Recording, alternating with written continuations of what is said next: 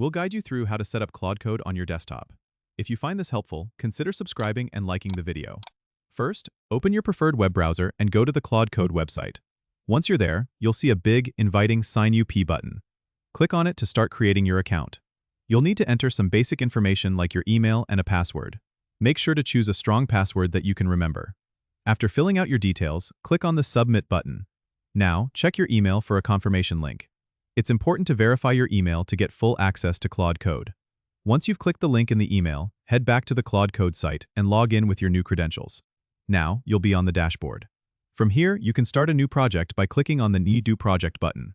Give your project a name and select the template that best suits your needs.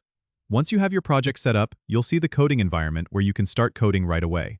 If you're familiar with similar interfaces, you'll find this pretty intuitive. You can use the sidebar to manage files and navigate through your project. The terminal at the bottom is handy for testing and running your code.